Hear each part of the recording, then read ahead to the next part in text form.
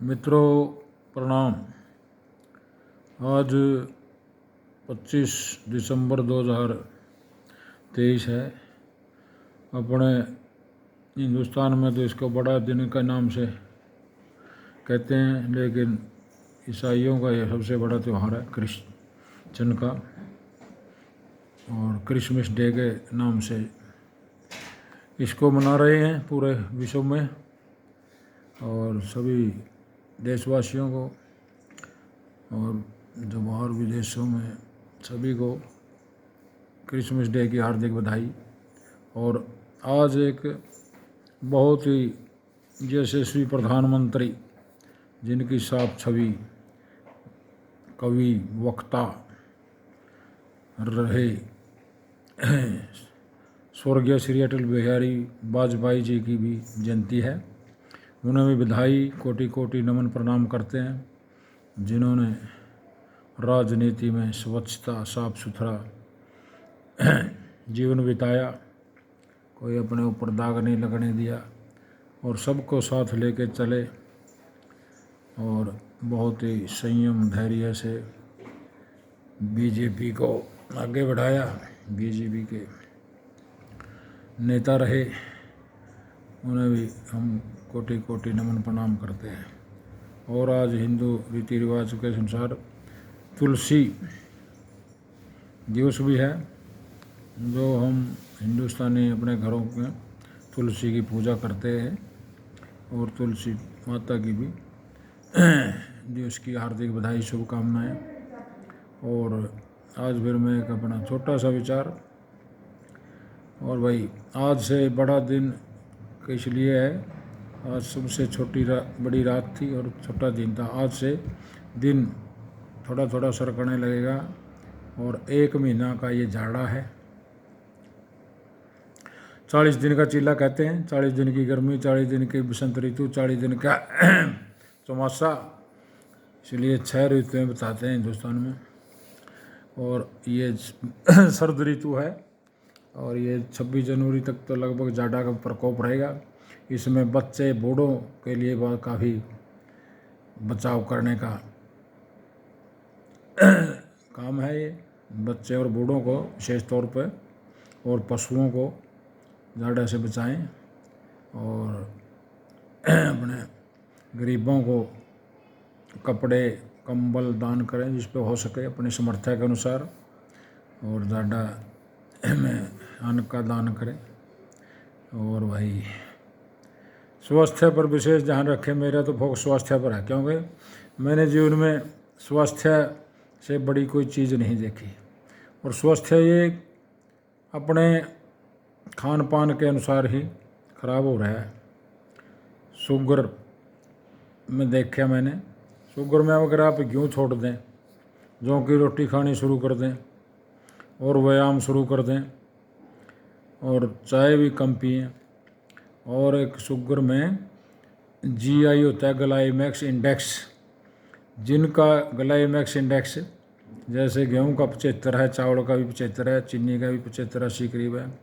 और जैसे चने का, जौ का जो फाइबर जिनमें ज़्यादा होती है, उनका ग्लाइमेक्स इंडेक्स कम होता है। ऐसी चीज़ें खाओ, बाजरा, ज्वार, मक्की और मिक्स रागी, जो इन अनाजों को खाएंगे।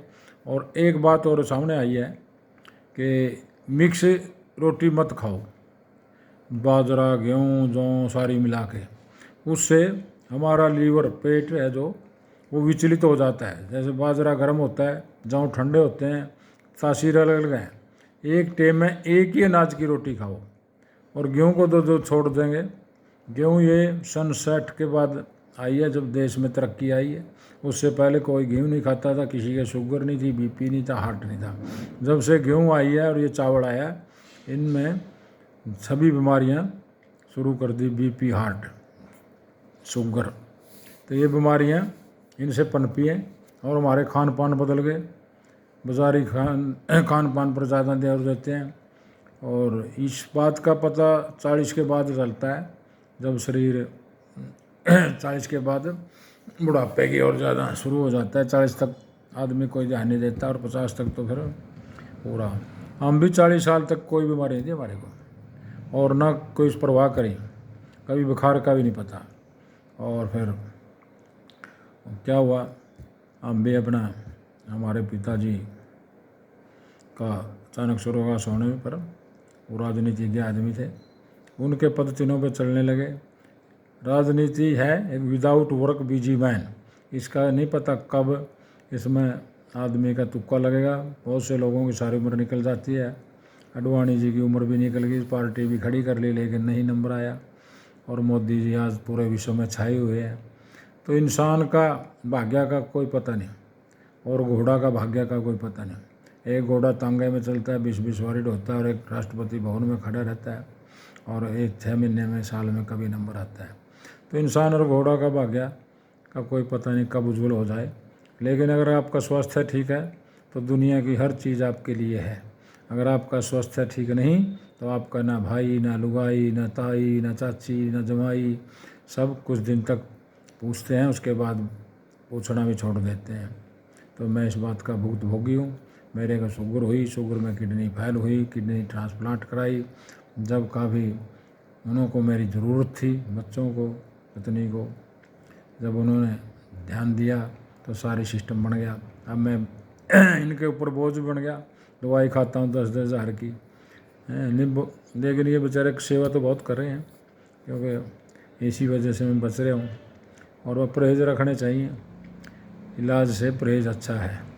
अब मैं इसके ऊपर पूरा विशेष ध्यान दे रहा हूँ, और इसमें हमारे अंदर विटामिनों की कमी हो जाती है।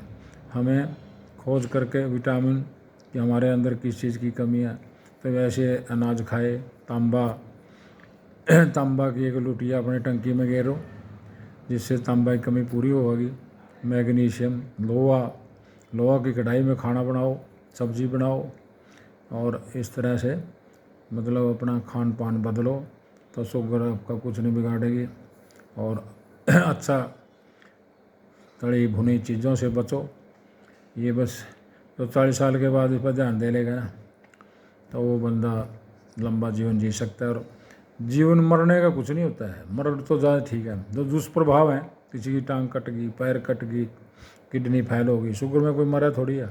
शुगर के दुष्प्रभावों से आदमी मतलब परेशान होता है। तो ये शुगर ना, इसको हम ख़त्म कर सकते, ये कंट्रोल की जा सकती है अपने मन की उससे, कंट्रोल से। ये मन की बीमारी है, सोचना भी नहीं चाहिए अधिक, ये तो सोचने से भी बढ़ जाती है।